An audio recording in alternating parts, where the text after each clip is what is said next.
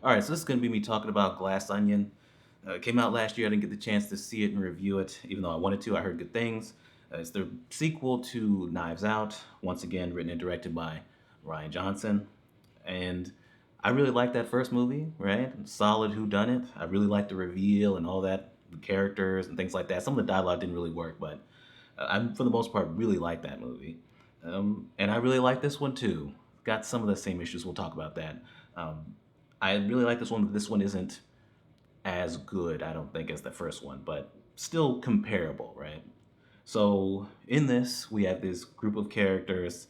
They're all successful in their own fields and things like that, and then they have this circle of friends. And at the head of that is Miles Braun, played by Edward Norton. He's a billionaire.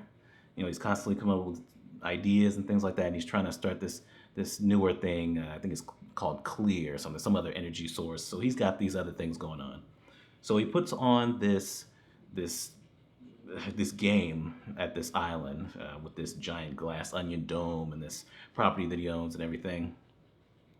And he's invited them over to try to figure out who actually committed the murder. He's supposed to be the one murdered, and they're supposed to solve it. His circle of friends. Somehow, Benoit Blanc, once again played by Daniel Craig, gets invited there too, and pretty much solves the mystery almost immediately. But then it turns into something else. Like about halfway through the movie, it actually changes, and the mystery, the real mystery, happened before they even got to the island, right? So, somebody ends up dead. A couple people end up dead, and so now the real mystery is kicked in. And I thought that was really interesting, and I thought that was actually kind of brilliant because it did keep you guessing to see like what's going to happen, what's going on. It's a bit messy. It's not as solid as the first movie because the first movie, yeah, it does have that misdirect, but that's later on in the movie, not halfway through. And this one, because it's halfway through, it kind of messes up the overall flow of the movie a little bit. But it keeps you guessing. You don't really know what's going on, or who actually is doing this, or what happened beforehand, and you didn't really get a feel for the characters before that, which was I thought was an issue early on. But after things change, you get to know them a little bit more and their relationships and things like that. And the performances are all great, and these characters are assholes. They're terrible, right? Really, well, really, the other people in the circle, they're yeah, they're opportunists and things like that. They're mostly cowards when it comes to them being so bad. But the real issue is Miles Braun, Edward Norton's character, who is played amazing by Edward Norton. By the end of it, I wanted to break this fucker's jaw. I mean, the dude is a moron, and he's just, he very clearly is, pretentious and full of himself, and he's not really as great as people think he is, right? He's done certain things, manipulated certain things to make it seem that way and to gain his wealth and success. And I think he played that perfectly. I hated this fucking character by the end of it. Getting to some of the things I didn't really care for, though, you know, just like with the first Knives Out, certain things he likes to keep it kind of modern and speak about certain things going on, in the world, as of right now, like outside of the movie, and that didn't work all that well, right? With some of the comedy moments and things like that. You got Dave Bautista's character, who's great in the movie, wants to, just like everybody else, and it starts off with him doing some kind of stream, and I thought that part was kind of lame. Let's be honest. Boobs are fun. I mean, there's nothing wrong with that, right, babe? I love my boobs. They're so much fun. Oops, sorry, feminist. Sorry, feminist. Way too on the nose. It's like a sledgehammer. It's like I'm not 5 years old, Ryan. Like I understand certain things, and so it's a little too heavy-handed at times. And there's this whole thing about it taking place during COVID. Why? By like, I challenge you by a certain point in this movie to tell me that you remembered that it was taking place in 2020 and COVID was a thing. Because really, it's just so that they can wear masks. There's a couple lines of dialogue, but really they wear masks every couple scenes. Well, early on, mostly. After a certain point, they're not wearing masks at all. At a certain point, somebody shoots something in their mouth, and somehow it makes it to where they can hug each other and be around each other, so they can get around them having to wear a mask the whole movie. That was annoying, but whatever. I don't know. It felt unnecessary. And then also with you trying to make this so modern, but then you have like this sci-fi level of shit with this clear thing. I was like, that didn't really match, but whatever.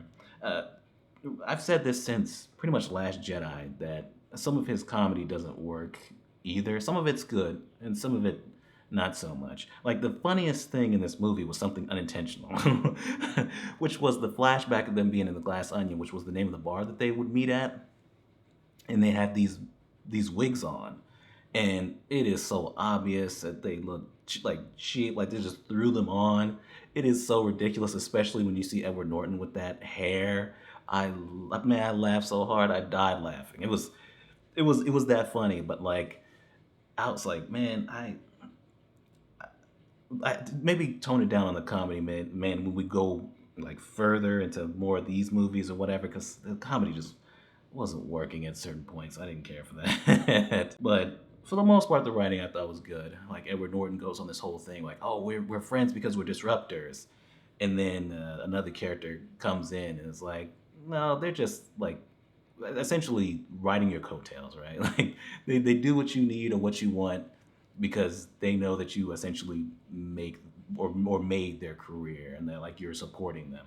Like I think what's her name? Catherine Hahn played Claire. Like I think she's the governor or something, and he like invested in her campaign, and like one of them's a scientist, and so he kind of made his career. You know, things like that. It's very obvious that that's what's really going on, and I thought those themes were done really well. Get into the third act reveal.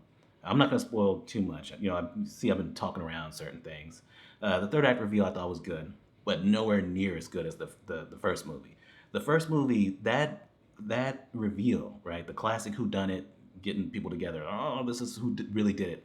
You know, that was masterful in the first movie. Perfect. Whereas here, I thought it was good, but really good even, but it leaves a little bit to be desired, and it went on for too long, and it got a little too ridiculous by the end. I like where it went ultimately, but you could have trimmed it up and made it flow a little bit better.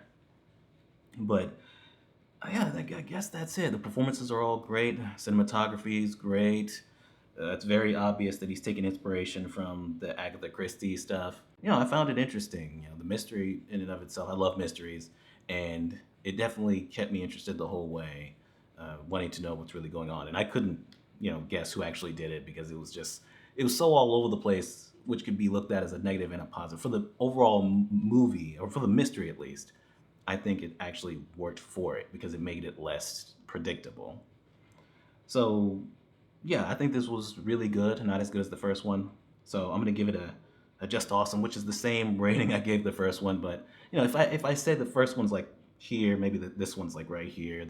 They're comparable, so I'm gonna end up giving this the same rating. So that's Glass Onion. It would have been on my best list. I didn't see it last year, so there you go. It's on Netflix. You can see it. It's pretty easy to access if you want to take a look. I definitely recommend it. And that's it. That's Glass Onion, and we're done. Subscribe, and we're done.